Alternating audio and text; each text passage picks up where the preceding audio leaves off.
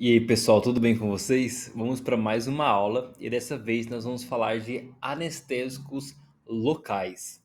O roteiro da nossa aula vai ser o seguinte: nós iremos trazer um breve contexto desses anestésicos locais, aspectos históricos, aspectos químicos, vamos revisar um pouquinho de química do ensino médio, farmacocinética, farmacodinâmica e sobre toxicidade sistêmica. Vamos lá? Então, como sempre, imagine a cena. Imagina a cena que uma pessoa está no pronto-socorro e essa pessoa ela acabou tendo uma lesão, um corte na região de punho esquerdo, como na imagem. E aí você precisa fazer uma sutura, você precisa suturar, você precisa dar pontos naquela região, lavar e tudo mais. E você vai usar algum anestésico local. Mas qual anestésico que você vai usar? Por que que você vai usar esse anestésico? Como que ele verdadeiramente funciona? Muitas das vezes nós estamos acostumados a receber ordem. Use esse tipo de anestésico a tanto por cento, não sei o quê. Mas nessa aula você vai entender o porquê de algumas coisas que a gente faz muitas das vezes no automático, tá bom? Então, um pouco de contexto. Qual que é a definição? A definição de um anestésico local é a seguinte: é uma substância que, em determinada concentração, inibe a movimentação iônica de quem? Inibe a movimentação iônica dos canais de sódio. Isso é importante saber que é no canal de sódio, viu? Tem questões que cobram justamente isso, nos canais de sódio, não é de cálcio, é de sódio, impedindo a despolarização da membrana nervosa e bloqueando de forma totalmente reversível a condução do impulso nervoso sensitivo, motor e autonômico. Ou seja, se fosse trocar em miúdos, se a gente fosse resumir, é uma substância, né, alguma substância que basicamente vai impedir com que haja despolarização nervosa. E a consequência de impedir uma despolarização é você inibir via de dor, inibir via sensitiva, inibir via motora. Beleza? Esse é o raciocínio que a gente vai abordar daqui em diante. O que é a definição de anestesia? Vem do grego essa definição. An, de sem, e aesthesis, de sensação. Então, sem sensação. E aqui entra um ponto interessante. Existe diferença entre anestésico e analgésico? Já para pensar? Poxa, será que é sinônimo? Será que eu posso usar como um sinônimo de anestésico a palavra analgésico? Olha, aqui eu vou falar que é diferente, porque o anestésico ele é mais amplo, ele é inespecífico das vias sensitivas periféricas. Enquanto, olha só o que eu coloquei no slide, o analgésico ele é específico para dor. Então, sim, o anestésico ele tem potencial analgésico, mas nem todo analgésico tem potencial anestésico, porque, novamente, o anestésico ele tem mais, vamos dizer assim, mais campos de atuação. Ele consegue agir em mais frentes, então atinge a área de propriocepção, a parte motora, sensitiva, térmica, enquanto analgésico vai modular a dor especificamente, beleza? Então, continuando. Aqui eu peguei essa imagem do livro do Rotinas, que é uma imagem muito interessante, que a gente vai entender um pouquinho dessa questão da dor. Então, olha só, quando a gente pensa em dor, e é importante nós falarmos de dor aqui, certo? Porque nós vamos falar de uma aula de anestésicos locais e a gente vai usar muitas das vezes esse anestésico para retirar a dor do paciente. Então, a via da dor ela se baseia em quatro etapas. A gente vai ver essas quatro etapas. A primeira etapa é a transdução. Olha só, a transdução. A transdução nada mais é do que o estímulo nociceptivo, o estímulo doloroso, sendo convertido em um impulso elétrico. Essa é a primeira etapa. Coloquei que deixei só um exemplo como os AINES eles agem nessa transdução, ok? Beleza. Depois nós temos a transmissão. Esse impulso elétrico que veio transformado a partir da nocicepção, ele vai ser levado lá para a medula, lá para a região dorsal da medula, ok? Para depois subir lá para o cérebro. Então a transmissão é isso, ele pegar o caminho para ir para a medula. E é nessa parte, é na parte da transmissão do impulso nervoso que os nossos anestésicos locais vão agir. Então você já começa a se ambientalizar em qual parte da via da dor que nós estamos agindo. Também o bloqueio de nervo e de plexo e bloqueio neuroaxial, que nós vamos ter uma aula para hackinestesia, esses outros tipos de bloqueios também vão agir na transmissão do estímulo doloroso. E aqui continua. Nós temos a modulação. A modulação pode envolver interneurônios que vão inibir ou estimular ainda mais essa sensação dolorosa. E essa modulação, ela vem então para aumentar ou diminuir a intensidade dessa dor. Um dos fármacos que age na modulação da dor são os tricíclicos. Beleza. E aí chegou na medula, Gabriel. O que vai acontecer depois que chegou na medula? Ele vai subir pela via ascendente. Ele chega na medula, como na imagem aí do slide, pela porção dorsal. Depois ele sobe na via ascendente pela medula espinhal. E lá em cima, lá no sistema límbico, nós temos a percepção dessa dor.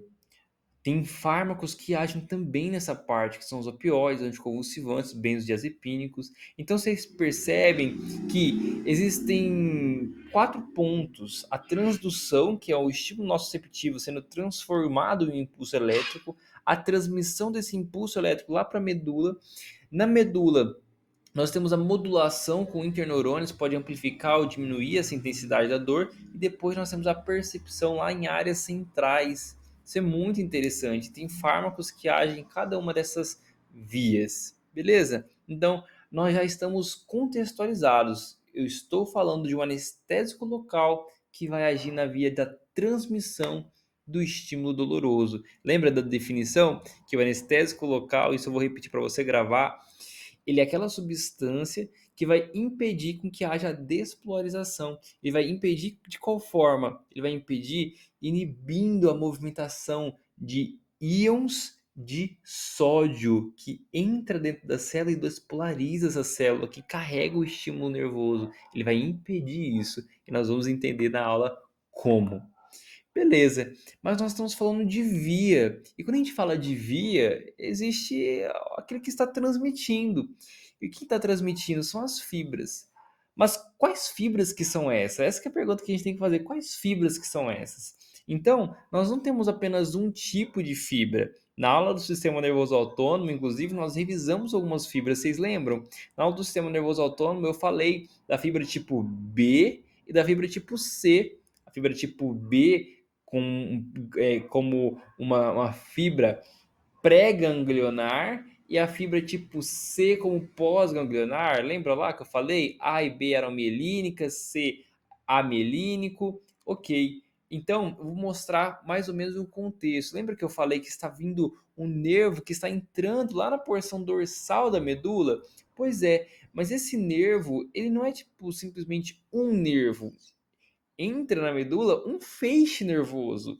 Então nós temos uma secção transversal do nervo mostrando seus componentes aí na imagem. Na imagem nós temos, ó, vou apontar aqui com a seta. Mais externamente nós temos o epineuro. Depois do epineuro nós temos veias e artérias aqui dentro, claro, mas depois nós temos o perineuro que está recobrindo o endoneuro. Beleza, aqui nesse endoneuro, na parte mais interna, nós temos os tipos de fibra. Fibra tipo A, tipo B, tipo C. Lembra que a pode ser a alfa, a beta, a gama, a delta, certo? E que nós temos o axônio e mielina, beleza? E os fascículos. Fechou. Então, epineuro mais externo, depois perineuro e endoneuro. O que eu quero que vocês guardem dessa imagem? E o mais importante é o raciocínio por trás dessa imagem. O raciocínio que eu quero que vocês pensem é o seguinte: está chegando na raiz dorsal da minha medula um feixe nervoso com várias e várias fibras. Mas eu quero que vocês entendam essa imagem também associada, mostrando que cada tipo de fibra tem uma velocidade de condução, ou seja, determinados estímulos eles são conduzidos de forma mais rápida, chegam mais rápido lá na minha percepção. Lembra lá? Transdução, transmissão, modulação e percepção. Se eu tenho uma fibra muito rápida, vai chegar mais fácil e mais com tempo menor, com tempo reduzido no meu sistema nervoso central para ser percebido. Interessante, né? E aqui nós temos, eu dei uma grifada, dois tipos de fibras que carregam os estímulos dolorosos. Nós temos a fibra A delta, e a fibra A delta, ela carrega a velocidade de condução dela é de 5 a 25 metros por segundo. Essa imagem aqui é do Rotinas e Anestesiologia, tá bom? Localização nervos sensoriais aferentes, que é aquilo que a gente falou, o aferente ele está levando a informação lá para cima e o eferente ele desce, lembra lá da neuro? Ok. Função, dor, temperatura fria, certo? E o toque. Dor, temperatura fria e toque. Então, é esse estímulo, a gente chama de dor aguda. Sabe quando você leva um beliscão, aquela primeira dor que você sente é a dor aguda. Foi transmitida por quem? Fibra A delta. A dor que fica depois é a dor do tipo da fibra carregada a dor carregada pela fibra do tipo C. E a DC, né, porque a SC é aquela do sistema nervoso autonômico parasimpático com as fibras pós-ganglionares, certo? Aqui, do tipo C, nós temos nervos sensoriais aferentes, olha só, carregando o estímulo doloroso, mas essa aqui é a dor mais crônica. É a dor de temperatura, é a fibra que carrega a dor crônica, aquela dor que fica persistente, certo? Temperatura quente, toque, funções autonômicas também estão associadas.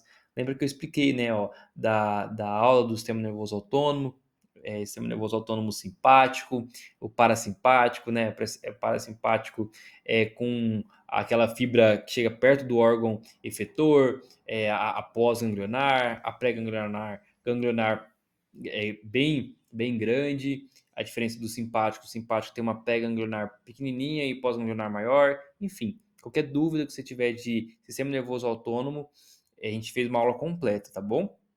Então aqui, ó, fibra do tipo B, pré-ganglionar. Aqui só para vocês olharem, a fibra do tipo A alfa eferente para músculo, a beta aferente para pele e articulações e a gama eferente para fusos musculares. Dessa imagem que eu quero que vocês mais gravem é aquilo que eu coloquei lá embaixo. A sequência de perdas, uma vez que você anestesia, o que você perde primeiro? Você perde primeiro a sensação dolorosa. Depois você perde, em seguida, a sensação térmica fria. Depois a sensação térmica quente, o tato e a parte motora, capacidade de motricidade. Então, por exemplo, às vezes você anestesia o paciente para fazer uma sutura, digamos assim, e aí o paciente fala: Olha, não estou com dor, mas eu estou sentindo que você está mexendo. Sim, ele pode sentir que você está mexendo. Por que, que ele pode sentir que você está mexendo? Ora, porque e não está sentindo dor, porque o primeiro que se perde ao ser anestesiada, quando a fibra é anestesiada, é o estímulo doloroso. Depois, mais para frente, que é o estímulo tátil. Beleza? E às vezes consegue até mexer, né? A parte motora perde mais para frente. Beleza, então olha essa questão. Fica facinho de responder depois desse slide. Concorda? Pausa o vídeo e tenta resolver. Pausou? Tentou resolver? Então olha só. A sequência de bloqueio das fibras nervosas pelo anestésico local saiu pleo aí, né? Mas é pelo anestésico local é. Então se vocês viram bonitinho, dor, parte de temperatura fria, quente, tato e motora.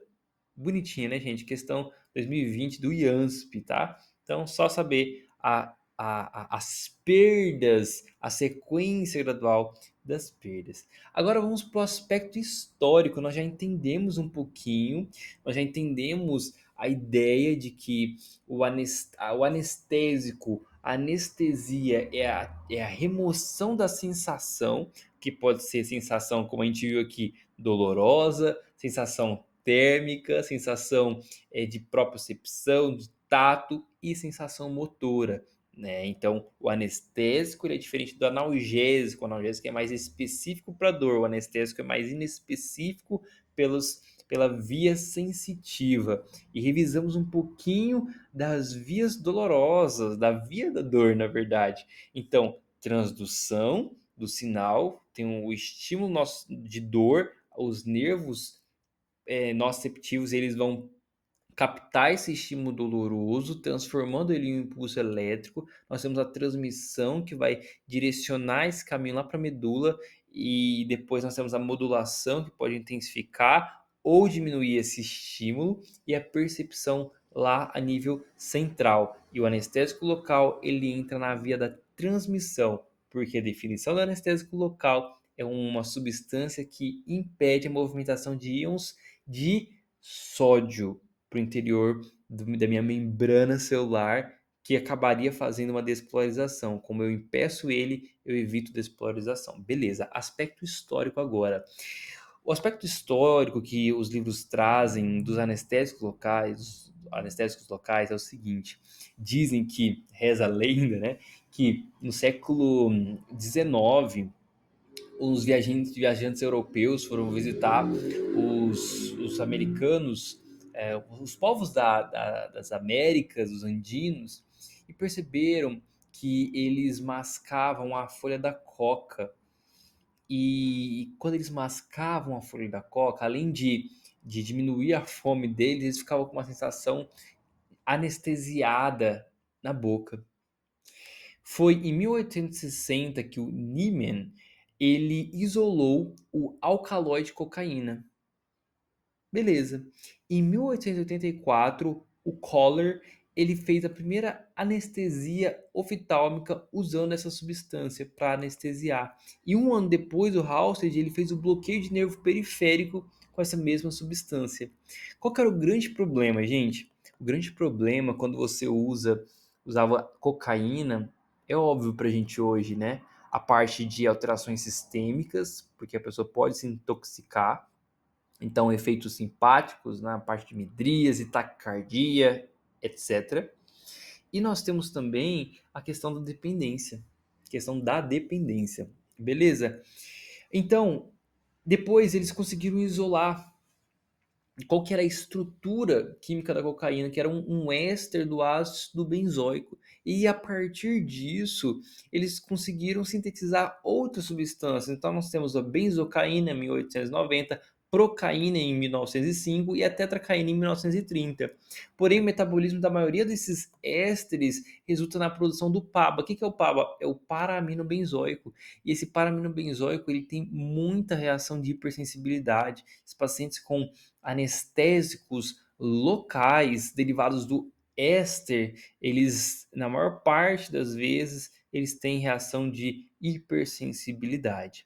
Uma coisa que eu aprendi na faculdade, que fica mais fácil decorar quem que é derivado do éster e quem que vai ser os outros, que a gente vai falar daqui a pouquinho, é que se você parar para olhar e observar atentamente, nós só temos um I em cada palavra. Então, cocaína, um I. Benzocaína, um I. Procaína, um I. Tetracaína, apenas um I também. Um I, ok? Então a gente vai ver que os outros, a outra classe tem dois. Então, em 1943, Lofgren ele conseguiu sintetizar a lidocaína, que nós temos essa segunda classe. A segunda classe caracterizada pelas substâncias derivadas do ácido dietil aminoacético. Eram amidas derivadas desse ácido. E aí foi excelente. Porém, com o tempo, já sabendo essa nova substância, nós tivemos outras sínteses. Por exemplo, em 63 foi sintetizada a bupivacaína, também um anestésico, uma amida, derivada do ácido dietil aminoacético. E perceberam que alguns desses, por exemplo, a bupivacaína, eram misturas racêmicas. As misturas racêmicas basicamente são moléculas que têm aquele carbono quiral, né, que faz quatro ligações e que tem a parte levógera, que ao incidir a luz ele desvia 50% para a direita, que é o destrógeno, e o levógeno, que ele desvia para a esquerda 50%. Uma coisa química, basicamente. Porém, o que eles perceberam que dessas substâncias? Que a parte levógena dessa substância, o que você precisa saber disso é uma parte dessa substância, ela era menos cardiotóxica e tinha um efeito mais duradouro do que a outra parte, ok? Que era a destrógena. Beleza. Então, o que eles fizeram? Em 95, eles sintetizaram a levobupivacaína e sintetizaram em 97 a ropivacaína. A ropivacaína e a levobupivacaína são substâncias menos cardiotóxicas, ok? Por conta desses achados químicos, que não precisa saber em detalhes, só precisa saber que dessa sequência, lidocaína, bupivacaína, levobupivacaína e ropivacaína, sendo que levobup e a rop são muito mais modernas e causam muito menos efeitos cardiotóxicos. Daqui a pouco a gente vai entender mais ou menos os efeitos cardiotóxicos dessas substâncias. Beleza? Então, ok. Olha só essa questão. Pausa o vídeo e tenta resolver. Foi? São exemplos de anestésicos do grupo amida: tetracaína, lidocaína, bupivacaína e ropivacaína. Verdadeiro ou falso? Gente, falso, né? A tetracaína não é um grupo amida, ela era do grupo éster, que a gente falou anteriormente. Lidocaína, 2 is, beleza. Bupivacaína, 2 is e ropivacaína, 2 is, tudo ali derivado de amida, do ácido dietilaminoacético. Beleza? Então, assim, eu acho que dessa parte do histórico que vocês têm que guardar, é isso. Nós temos os primeiros, que foram os derivados do éster, da cocaína, tetracaína, procaína, esses principais que você tem que guardar. E para diferenciar eles daqueles outros que foram sintetizados a partir da amida, você pode contar a quantidade de I. É uma dica prática. E outros, os derivados perdão, os derivados amida, eles têm 2 Is, além disso, né? Eles possuem uma menor reação de hipersensibilidade.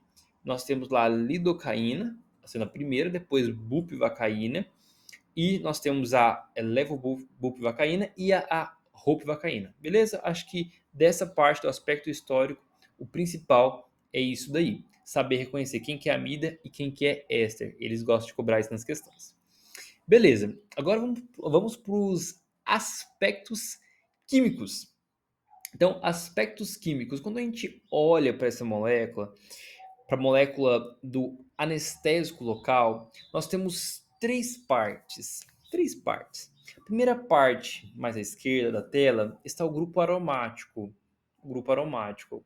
O grupo aromático, ele é um grupo cheio de carbono, né? Quando a gente sabe, quando tem um monte de carbono, nós sabemos que a tendência da molécula ficar mais apolar, portanto, um pouco mais hidrofóbica, ou o inverso, lipofílica ou lipossolúvel. Então essa é a parte mais lipossolúvel, beleza? Nós temos a cadeia intermediária, que aí pode ser uma aminoamida, né? Pode ser uma amida, no caso da cadeia intermediária, ou pode ser um éster, como a gente vê aqui nessa de baixo, beleza? Ok. E nós temos aqui a amina terciária. E, gente, aqui é muito legal. Eu sou apaixonado por química, tá? No ensino médio, a matéria que eu mais gostava. E aqui a gente vai entender algumas coisinhas dessa molécula, porque quando a gente entende de fato a parte química dos anestésicos locais, já era, você entendeu todos os pontos que podem ser cobrados desse conteúdo. A amina terciária, a gente vai ver que ela confere um caráter um pouco mais hidrofílico para a substância. Então, de um lado, de uma ponta, nós temos uma cadeia aromática mais lipofílica e do outro lado nós temos um grupamento amino. Então, uma amina terciária que dá um pouco de aspecto hidrofílico na outra ponta. Isso é importantíssimo para esses fármacos. Portanto, a gente vai agora dar uma revisada em alguns aspectos da química, lá do ensino médio que a gente estudou. porque isso vai fazer com que a gente entenda e nunca mais esqueça sobre anestésicos locais. Olha, isso que eles gostam de cobrar nas questões. Eles falam, os anestésicos locais são ácidos, são bases fortes, são ácidos fracos, são... Não. Os anestésicos locais, eles são bases fracas. E claro, né? Você não vai se contentar apenas eu falando assim, são bases fracas. Por que são bases fracas? Bom, se a gente pegar as teorias de classificação de uma substância, se ela é ácida, se ela é básica, nós temos uma delas que é de Bronson de Lowry. O que ele diz? Ele diz que um ácido é aquela espécie que doa H+, e a base é aquela espécie que recebe H+. Ou seja, se eu falo que a molécula de anestésico local ela é uma base fraca para a brossa de Lowry, quer dizer que ela vai receber um H+, ok? Anota essa informação, memoriza aí e vamos continuando. Beleza. O nitrogênio,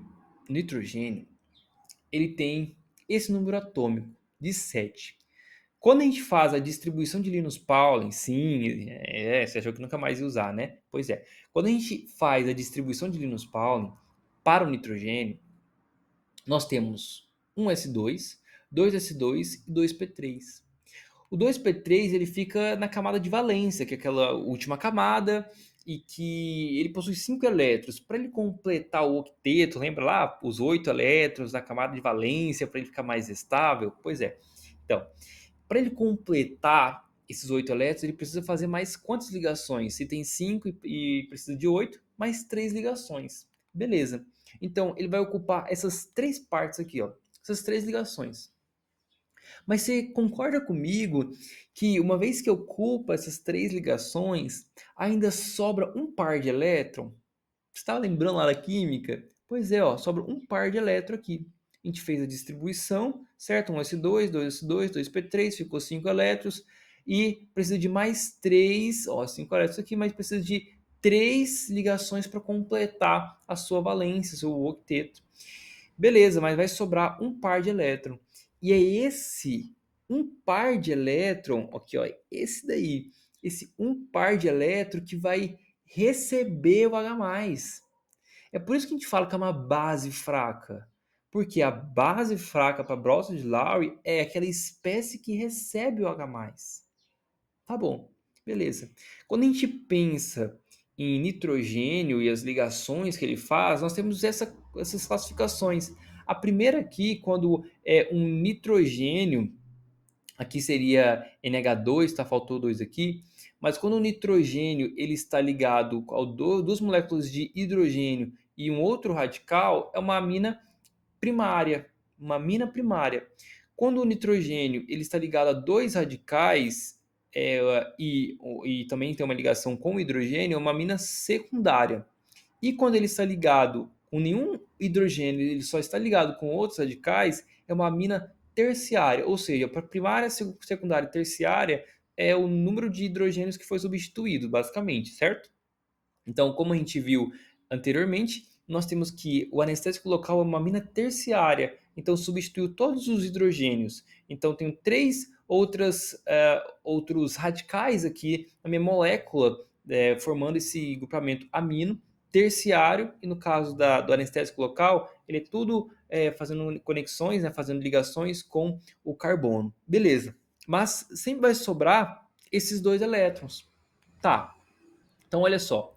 Vamos dar um zoom aqui. Então aqui nós temos nossa amina, né?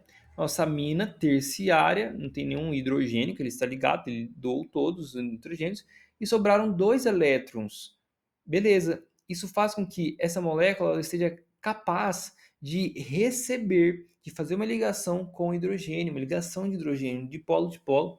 Lembra lá que o hidrogênio pode fazer ligação com o FON, né, o flúor, oxigênio, nitrogênio? Pois é, ele faz com o nitrogênio uma ligação forte aqui. Beleza, isso confere mais solubilidade para a molécula.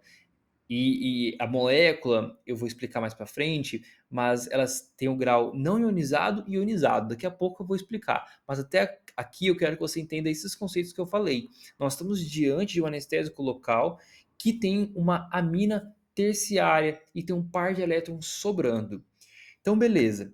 Então, nós já entendemos por que é uma base fraca. É uma base fraca porque recebe o íon H+, do meio. Daqui a pouco a gente vai dar mais detalhes sobre isso.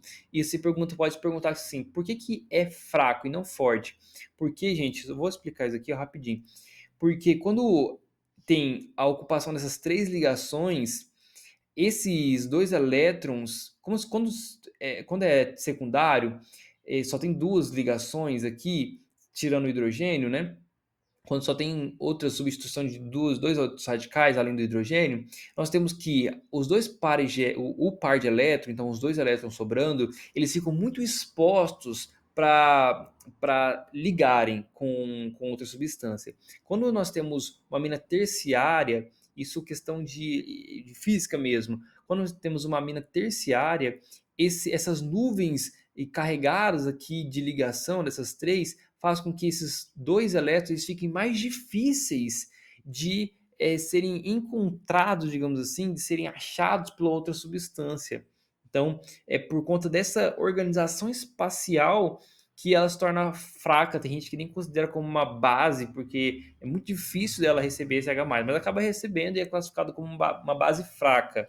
Se fosse uma amônia, se fosse melhor dizendo, se fosse uma mina secundária, seria muito mais forte essa base. Mas como tem a mina terciária, geralmente não é uma base muito forte por conta dessa localização espacial dos elétrons. Tá bom, então chega. Vamos falar de potência.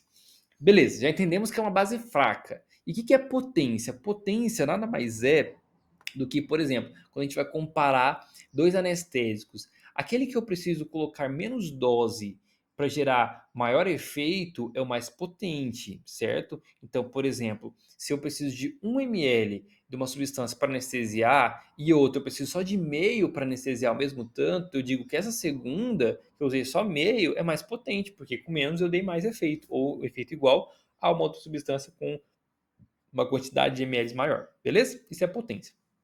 Aí a grande pergunta é, a potência do anestésico local, ela depende do quê? Então ela depende de dois fatores.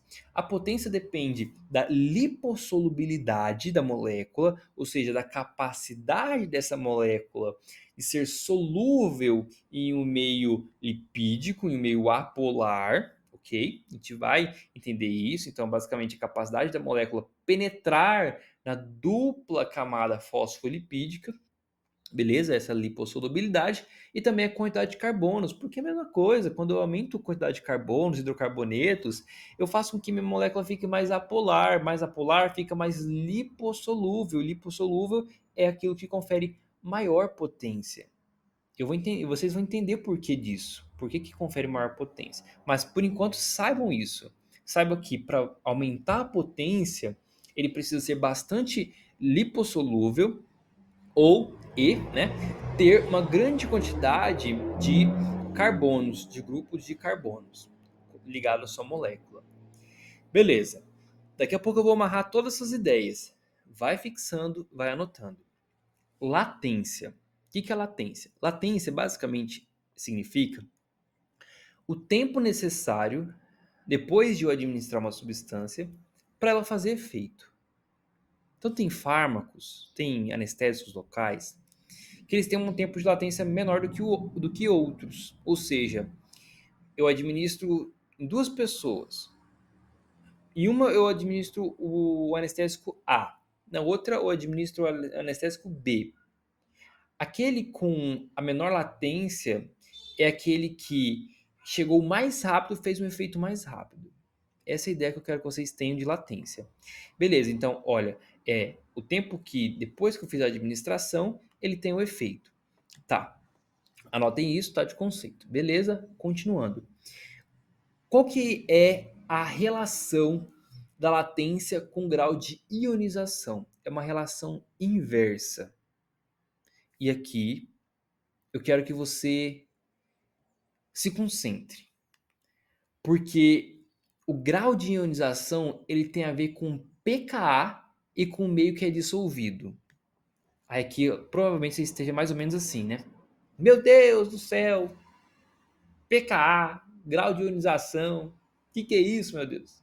Calma, né? Fique zen, que a gente vai explicar de uma forma bem calma para você entender. Química, para você entender anestésicos locais, você precisa dar uma estudada em química. E é o que eu vou fazer o panorama para vocês que eu estou fazendo nessa aula. Então presta atenção. Latência é o tempo que eu administrei um fármaco e o tempo que ele vai, após eu administrar, ele vai agir. Eu acabei de falar que ele tem uma relação inversa com o grau de ionização. E esse grau de ionização, ele tem a ver com pKa e o meio que é dissolvido. Vamos entender o que é pKa. O que é o pKa? O pKa é o pH que as moléculas estão 50% na sua forma ionizada e 50% na sua forma não ionizada. Ok, então pKa é o pH em que aquelas moléculas estão metade-metade, estão no equilíbrio. 50% está ionizada e 50% não estão ionizadas. Provavelmente a sua cabeça está se perguntando assim: o que é o ionizado e o que é o não ionizado? Então, é o seguinte, vamos aplicar isso agora, vamos começar a amarrar as ideias. O que é a forma não ionizada? A forma não ionizada é aquele, lembra que eu falei da forma do anestésico local? Aquele nitrogênio que tem os seus dois elétrons livres. Lembra lá? Pois é. Aquela forma é a forma não ionizada. Estão os dois elétrons livres e tá tudo certo. A amina terciária lá, paradinha. Beleza. Essa é a não ionizada. Fechou? Ok? Vamos para o próximo. A forma ionizada é quando quando esse nitrogênio ele vai receber, ele vai ter o seu papel de base fraca, ele vai receber um íon hidrogênio. Então ele é uma base de Browser de Lowry, ele recebe um hidrogênio. Quando ele recebe um hidrogênio, ele fez as suas 3 ligações já e recebeu um hidrogênio, nós falamos que ele fica com H+, né, com o hidrogênio conectado a ele, nós falamos que ele protonou, recebeu um próton, ele fez uma protonação, beleza. Então, quando ele recebe o H+, ele fica protonado, é o NH+, ligado com os seus 3 radicais, beleza? E aqui a gente precisa entender isso aqui, ó. Quando eu falo, bem devagar, tá? Quando eu falo da forma daquele nitrogênio que está livre, a forma do nitrogênio que está livre, que está com os 2 pares de elétrons, nós falamos que é não ionizado, beleza. E ele é lipossolúvel. Então, o não ionizado, você tem que fazer o link mental aí, o não ionizado é o lipossolúvel. E o ionizado é o hidrossolúvel, não é para decorar. Quando ele recebe ligação de hidrogênio, ele fica mais hidrossolúvel, ok? Já o que está neutro, ele está ligado com, por exemplo, no caso da amina terciária, está ligado com 3 carbonos. Lembra? Quanto mais carbono, mais apolar. Quanto mais apolar, mais lipossolúvel, né? Então tá bom. Então, respirou? Entendeu? Então, assim, agora a gente consegue entender aquela frase. O que é a latência? É o tempo que ele vai demorar para fazer efeito, beleza. E ela possui uma relação inversa com o grau de ionização. Ficou fácil. Por quê? Quanto mais ionizado, mais hidrossolúvel. Aí você fala assim, Gabriel, e qual o problema de ser hidrossolúvel? O problema é isso daqui, gente. O problema é isso daqui. A minha molécula precisa entrar dentro da célula. Ela precisa ter 2 comportamentos. Ela precisa ser um pouco bipolar. Bipolar no sentido metafórico, tá bom? Por quê? Ela precisa da parte lipossolúvel dela que é a parte neutra, é aquele nitrogênio da amina terciária que não doou seus elétrons ainda. Ela precisa dessa parte lipossolúvel para atravessar a membrana plasmática. Atravessar. Porém, quando ela atravessa a membrana plasmática, uma vez lá dentro, para se conectar ao canal de sódio, opa, agora estamos chegando, amarrando as ideias, porque eu falei lá no começo da aula que o anestésico local, ele é aquela substância que impede a transmissão do impulso nervoso, fazendo com que haja o impedimento de movimentação do íon sódio do meio extracelular para o meio intracelular. Por que eu vou impedir que o sódio entre? Porque quando o sódio entra, ele aumenta as cargas positivas dentro da minha célula e ele promove despolarização. Ele faz com que aquele estímulo doloroso que já tinha feito a transdução e estava na transmissão, ele continue o caminho de transmissão, faça modulação na medula e suba para o cérebro, para a parte encefálica para interpretar. Mas eu quero barrar isso. Eu quero barrar a transmissão. Como que eu barro a transmissão? O meu anestésico local lipossolúvel, tem uma parte lipossolúvel e uma parte hidrossolúvel, ele tem as duas partes. Ele entra na parte lipossolúvel, lá dentro, no intracelular, ele é protonado. No intracelular, ele recebe OH+. No intracelular, ele fica mais hidrossolúvel. No intracelular, ele fica mais ionizado. Aqui é não ionizado, aqui é ionizado, aqui é lipossolúvel, aqui é hidrossolúvel. Aí ele vai e se conecta na parte interna do canal de sódio, impedindo a sua ação, impedindo a sua ativação. Isso é lindo. Isso é sensacional. Se você não entendeu, volta o vídeo, vai com calma, qualquer coisa me pergunte, tá? Mas vamos avançando. Então, beleza. Entendi a latência, Gabriel. Entendi que a latência é o tempo que vai demorar para ele fazer efeito. E agora essa frase faz total sentido. A latência tem relação inversa com o grau de ionização. Quanto mais ionizado ele for, ou seja, quanto mais hidrossolúvel ele for antes de entrar na célula, quanto mais hidrossolúvel antes de entrar na célula, vai ser pior. O tempo de latência dele vai ser maior. Ele não vai agir rápido, ele vai demorar para agir. Por quê, Gabriel? Porque ele está muito hidrossolúvel. Eu preciso de uma molécula que tenha uma parte de hidrossolubilidade, mas eu preciso ter uma molécula com a parte mais também lipossolúvel para ele entrar primeiro e se hidrossolubilizar dentro no intracelular. É claro que a molécula tem as duas partes, mas a gente está falando aqui como se a gente estivesse comparando duas moléculas. A molécula que tem, vamos pegar, colocar exemplos práticos agora para você entender, lidocaína e bupivacaína.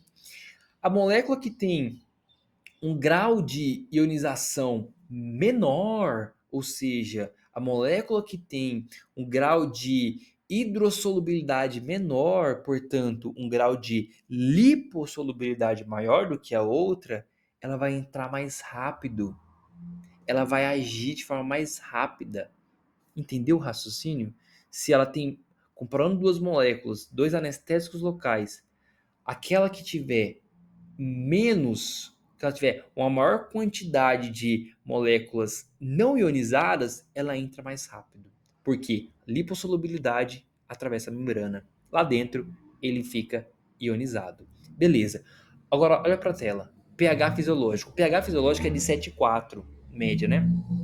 7,35 a 7,45, média 7,4. Beleza. O pKa da lidocaína é 7,9.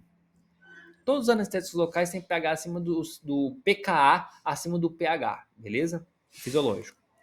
A bupivacaína, o pKa, Gabriel, o que é pKa? Esqueci. pKa é o pH da substância que fica 50-50, 50% na forma não ionizada, nitrogênio que está com 2 elétrons, portanto está com 3 ligações com carbono, portanto ele é lipossolúvel, beleza.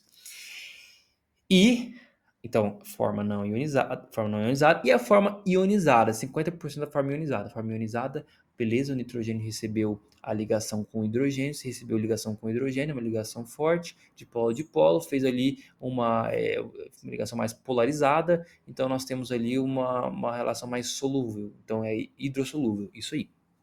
Beleza, beleza, você entendeu. Então, pKa, pH da substância responsável por ficar 50-50. Show. Continuando. Na balança, o que vai pesar? E aqui presta atenção, que essa parte é difícil de entender, mas uma vez que você entende, fica facinho. Quando a gente coloca uma substância, todos os anestésicos locais que já tem o pKa acima do pH fisiológico, quando a gente coloca essa substância no indivíduo, a molécula vai agir em um meio cujo pH é o pH fisiológico, ok? A molécula vai agir no meio cujo pH é o pH fisiológico. Beleza, beleza. O que vai acontecer? Pegando o pK da lidocaína, que é 7,9, pensa você que é o 7,9. O 7,9 olhando para o 7,4. O 7,4 está para baixo. Ou seja, ele está indo para baixo. Indo para baixo é ácido, né? 7,9 comparado com 7,4, 7,4 é ácido em relação ao 7,9. Portanto, se ele é ácido, ele tem H+. Ele tem H+, para doar aí pro pessoal. Ok? Beleza? Para bupivacaína, 8,1 de pKa. Ela olha lá para o 7,4, tem H+, disponível, é ácido. Então, quando a gente olha e vê pelos estudos a relação do quanto que tem de... Lembra que o nitrogênio sozinho, o nitrogênio com 2 elétrons é o nitrogênio não ionizado. Não ionizado. Quando a gente olha para a lidocaína, do 100% daquela molécula, das moléculas ionizadas e não ionizadas, no meio do pH fisiológico, pKa era 50-50, mas no meio do pH fisiológico, 25% se apresenta na forma não ionizada. O que significa dizer? Mesma coisa que 75% fica na forma ionizada. Fica na forma ionizada. E 25% na forma não ionizada. Comparando com a bupivacaína, 15% só 15% só que fica na forma não ionizada. Portanto, 85% fica na forma ionizada. Isso é muito fácil de entender. Porque olha essa equação. Olha com calma. Equação de Henderson-Hasselbalch. E aqui você vai entender tudo. Porque ela diz o seguinte, ela diz que a relação do pKa com pH e a concentração da forma não ionizada, da forma ionizada com a forma não ionizada. Olha só. O que diz essa equação? Quanto maior a diferença aqui, então, por exemplo, o pKa da bupivacaína, 8,1 menos 7,4, certo? Isso aqui vai dar o quê? Vai dar 0,7. 0,7. Da lidocaína seria 0,5, ou seja, aqui é maior para BUP. Ou seja, se é maior para BUP aqui, ou seja, o pKa menos o pH vai dar um valor, vamos colocar aqui, valor para cima. Consequentemente, eu tenho aqui, ó, diretamente proporcional, eu tenho um valor para cima aqui nesse log. Nesse BH+. BH+, o B é só para simular. Poderia ser o nosso N. Ou seja, quanto maior a diferença do pKa para o pH, maior a minha forma ionizada. Gente, olha o raciocínio. Se eu tenho uma molécula que está no meio ácido, é normal que eu espere que aqueles hidrogênios do meio ácido vão começar a fazer ligação com as minhas bases fracas. Lembra, eu tenho um monte de nitrogênio com 2 elétrons sobrando. Então vai fazer ligação com as minhas bases fracas. Quanto maior a diferença, quanto mais maior for a diferença, se eu tivesse um pKa lá de 9, eu jogo um pKa de 9 num pH fisiológico de 7,4, aí que ele vai aumentar ainda mais a quantidade de nitrogênio na forma iônica, porque vai ter mais H+, para fazer mais ligações com a minha base fraca. Entenderam o raciocínio? É um pouco complexo, mas eu espero que vocês tenham entendido. E isso justifica também. Não coloquei aqui? Vamos ver se eu coloquei aqui. Não, não coloquei. E isso justifica também por que que em infecções. Isso é questão de prova, isso é questão da vida. Por que que você pega um paciente com infecção? Pô, o paciente está todo. A perna está necrosada e tal, você vai fazer uma anestesia, não pega anestesia direito. Por quê, Gabriel? É por magia negra? Não é por magia. Porque o pH diminui, ou seja, aumenta a diferença de pKa para pH. E, consequentemente, quando aumenta essa diferença, eu tenho um aumento da minha forma iônica.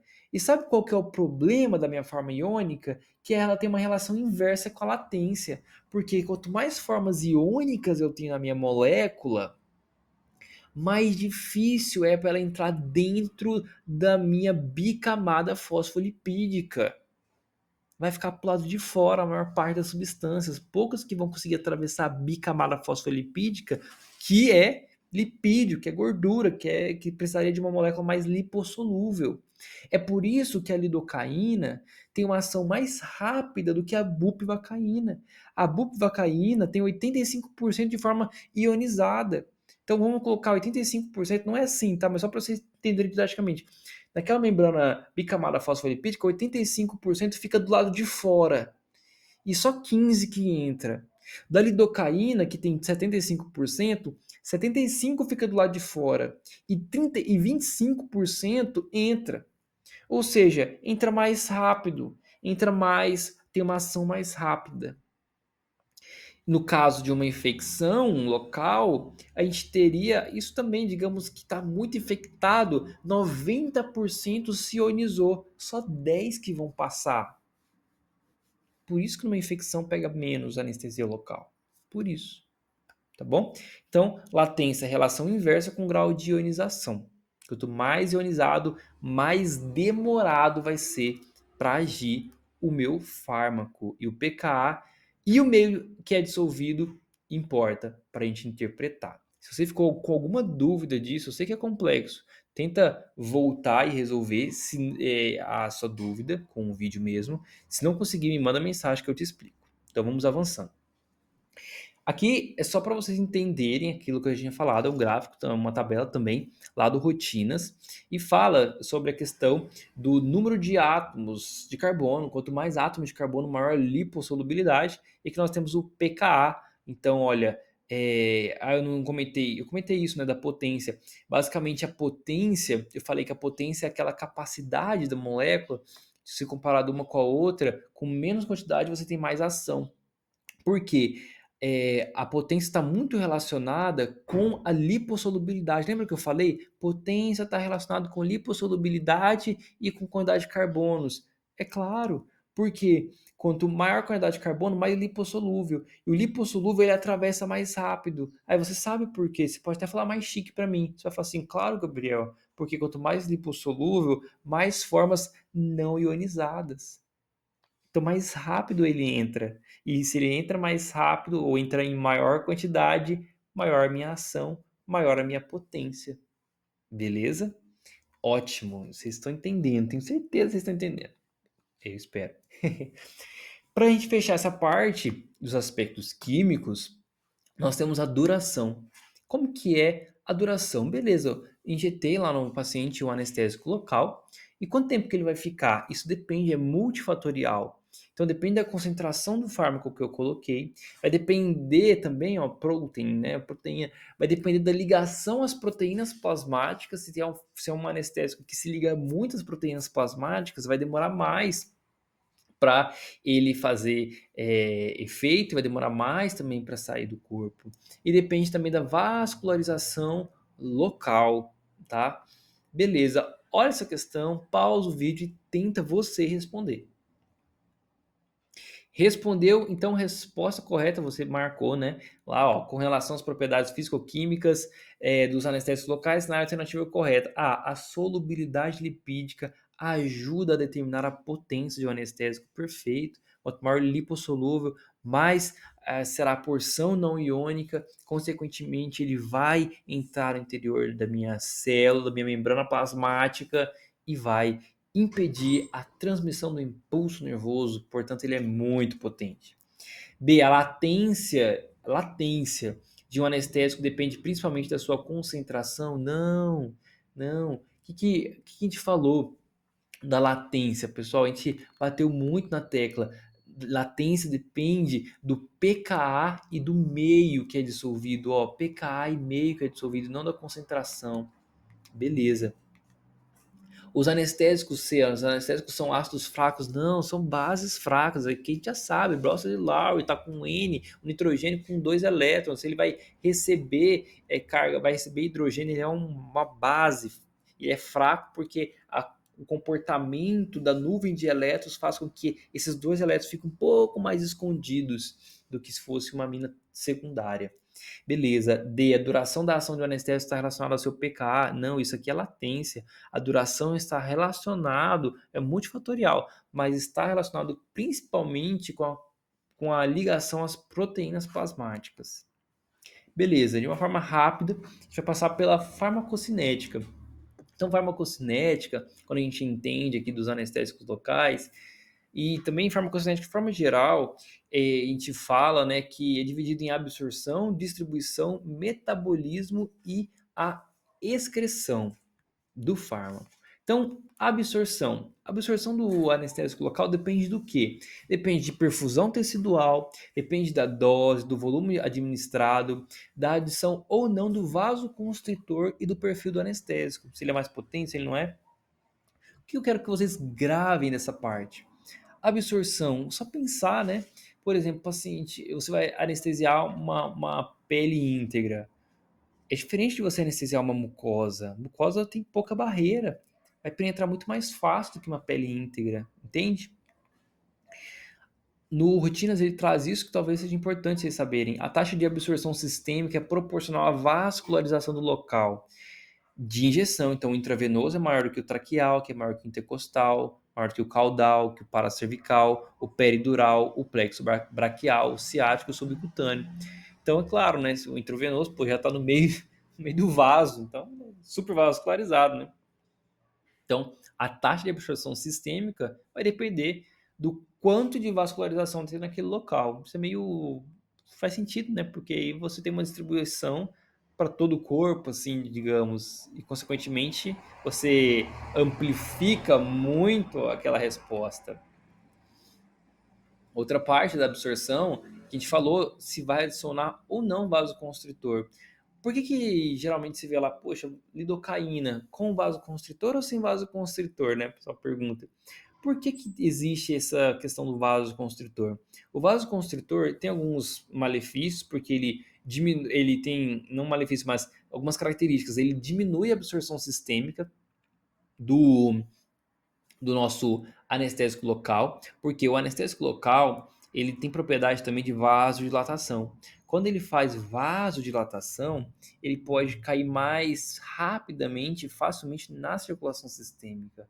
E uma vez que acontece isso, ele tem efeitos tóxicos na circulação sistêmica. Então a adrenalina ela diminui a absorção sistêmica por conta disso. Ele vai fazer uma vasoconstrição local, impede essa vasodilatação e diminuir eventos adversos, porque, óbvio, se eu tenho uma administração equivocada sistemicamente, os efeitos vão se estender de uma forma mais amplificada.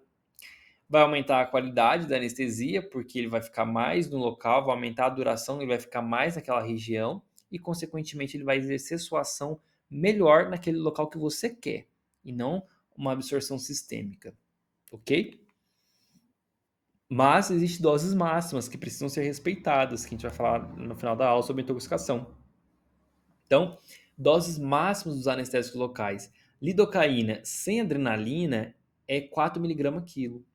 Olha que interessante, quando você acrescenta a adrenalina, você tem que colocar mais lidocaína. Por quê? Lembra que eu falei que ele diminui a absorção sistêmica?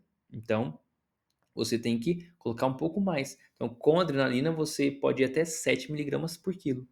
Bupivacaína, sem adrenalina, 2 miligramas quilo, com adrenalina, 3 miligramas quilo. E algumas referências dizem que a bupivacaína é de 3 a 4 vezes mais potente do que a lidocaína. E a ropivacaína, 3 miligramas por quilo. Aí, claro, vai depender da solução, da concentração e da porcentagem, né, de cada um desses anestésicos na ampola. Mas beleza. A ideia que eu quero que vocês guardem é que a absorção ela vai depender da vascularização local, ela vai depender da barreira que tem naquela região, se é mucosa, se é pele íntegra, e vai depender também aqui de se vai usar ou não vasoconstrictor, beleza? Distribuição. Distribuição vai depender da perfusão tecidual. Tem órgãos que são muito bem perfundidos. Cérebro, pulmão, fígado, rins são muito bem perfundidos. Vai depender do coeficiente de partição tecido-sangue. A gente até comentou sobre isso. As proteínas retêm o anestésico. Então, se o anestésico fica ligado à proteína plasmática, ele não vai ter a sua ação direito. Agora, se ele tiver uma alta solubilidade, uma alta lipossolubilidade, facilita a captação pelos tecidos, beleza? E massa tecidual. Quanto maior a massa tecidual, maior a distribuição nesses tecidos de grande massa, beleza? Ok, então distribuição é saber. Perfusão tecidual, órgãos bem perfundidos vai chegar mais rapidamente esse anestésico. Coeficiente de partição tecido-sangue, principalmente saber a relação reter o anestésico são as proteínas e penetrar mais esse anestésico, nós temos os anestésicos com alta lipossolubilidade. Beleza. Metabolismo e excreção. Metabolismo e eliminação, mesma coisa. Os ésteres, eles são eliminados de forma mais rápida. Lembra que eu falei dos ésteres? Cocaína, procaína, tetracaína. Eles têm uma eliminação muito mais rápida por meio das pseudocolinesterases. Então, os metabólitos, escrevi errado aí, né, perdão, mas os metabólitos, eles são eliminados na urina.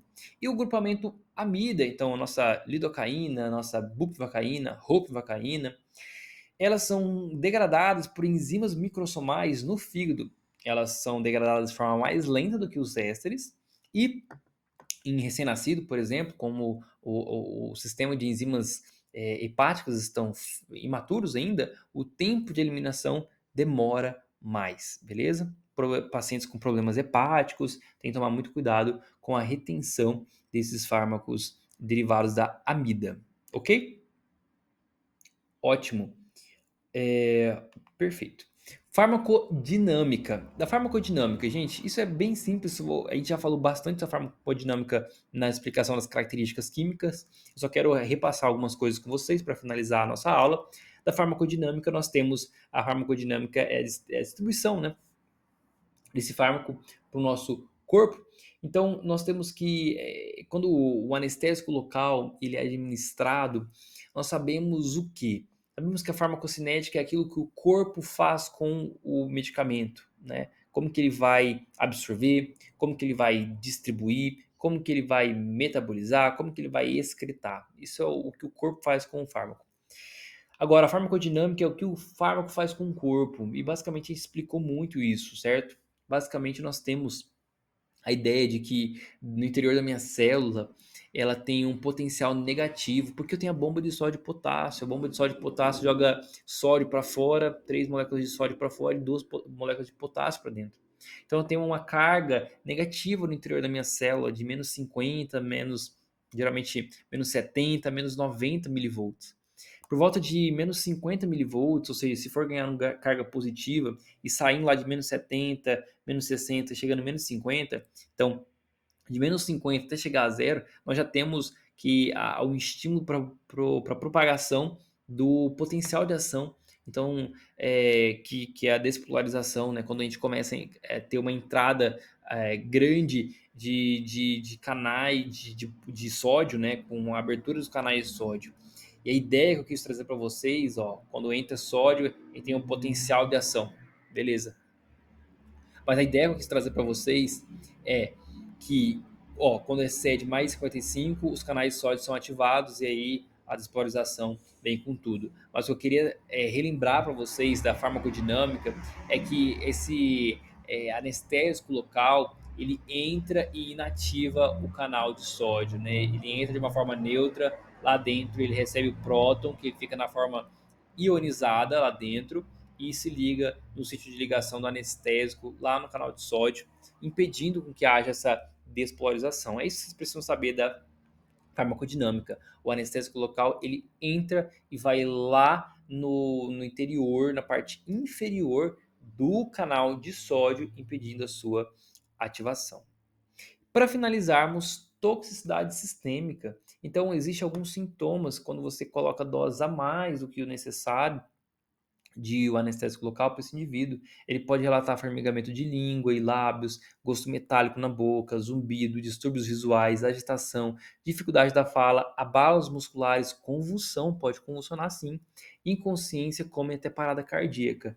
A bupivacaína, coloquei isso, eu tirei do rotinas, tá? Ela também tem um efeito depressor no inotropismo, ou seja, na capacidade do coração de se contrair e na condução cardíaca. Pode causar graves arritmias e assistolias. Então, quais são as medidas para um caso de intoxicação? A gente tem medidas de emergência, né? Então, oxigenação, a gente pode corrigir a acidose, porque provavelmente vai causar uma acidose nesse indivíduo. Interromper esse anestésico local. Se a paciente estiver convulsionando, vai usar benzodiazepínicos, vai usar medidas para tratamento da convulsão. E eu deixei aqui também, não sei se pode cair, mas está no rotinas. Ele fala que a terapia com emulsão lipídica reduz a concentração plasmática da BUP. Olha só que interessante, como se fosse um antídoto. Ativa a remoção dela do miocárdio e do tecido da condução cardíaca. Então, olha só como que coloca. A infusão de emulsão lipídica a 20% é fornecida em bolsas de 1 litro e deve ser administrada em bolos 1 minuto, de 1,5 ml quilo e infusão contínua depois de 0,25 ml quilo minuto por 10 minutos até estabilização hemodinâmica. É uma formulazinha de fazer como se fosse um antídoto da bupivacaína, beleza?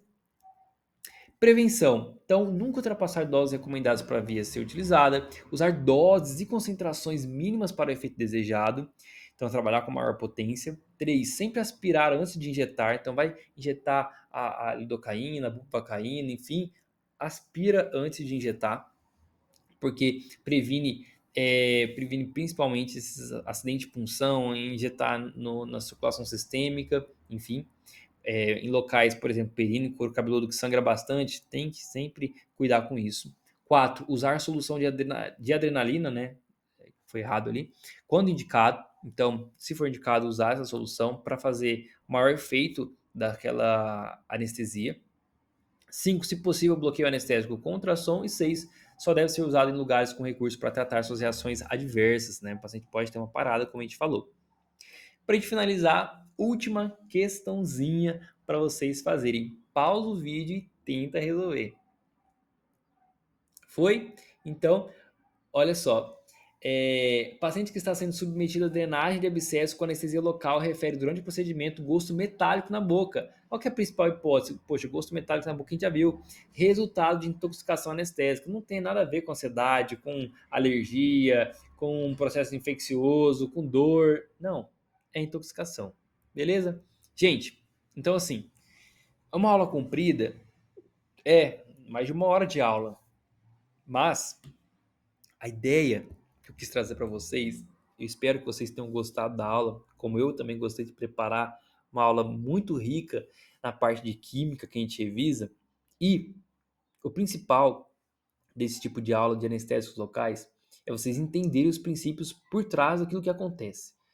Então, entender, fazendo um resumo breve aqui em 1 minuto, entender que nós estamos usando anestésico local geralmente para remover o estímulo doloroso, ou numa anestesia local, numa anestesia, ou fazendo um bloqueio de plexo, de nervos, ou fazendo uma anestesia com a bupivacaína, enfim.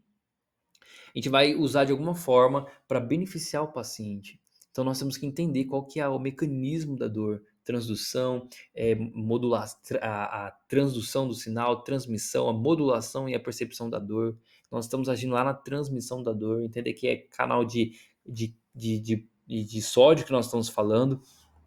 Entender que na farmacodinâmica esse anestésico local vai lá na parte interna do canal de sódio, então vai lá, ele impede que haja despolarização. Ele só consegue fazer isso porque ele tem uma parte da molécula que é hidrossolúvel e uma parte lipossolúvel. A lipossolúvel faz com que ele passe a molécula, a bicamada lipídica, que é a parte neutra, aquele nitrogênio que não doa os elétrons ainda. Lá dentro ele doa os elétrons, ele compartilha esses elétrons, faz uma ligação com o hidrogênio, ele se torna ionizado e aí ele vai se conectar no canal de sódio no interior da célula, impedindo a sua entrada, beleza? Basicamente é essa a ideia da farmacocinética, que o corpo faz com o fármaco, ele absorve esse fármaco dependendo da perfusão local, dependendo da concentração, dependendo da região, né? Se é mucosa, se não é. Além disso, nós temos a eliminação desses fármacos, dependendo de que é, se é éster, se não é, enfim, né? Toda essa parte farmacocinética. Então, tanto lá quando a gente viu, né, a absorção, a distribuição dele, dependendo dos locais, dos tecidos, a metabolização, se é renal, se é hepático, a eliminação também, cuidando com pacientes que têm problemas ou renais ou hepáticos, né, dependendo da classe de medicação que você está falando, entendendo isso, entendendo esses conceitos, entendendo um pouquinho também de como se manifesta a intoxicação por anestésicos locais, você entendeu o básico desse assunto. Com certeza, se você for nos links aqui que eu vou deixar na descrição de material complementar, tem material complementar aqui para você revisar um pouquinho de ácido, de base, para fazer exercícios, slides da aula, lista, questões, enfim. Se você olhar, ler o livro também, tirar suas dúvidas, com certeza esse assunto nunca mais vai sair da sua cabeça, beleza? Eu espero que vocês tenham gostado. Tchau, tchau para vocês, um abraço para vocês e até a próxima.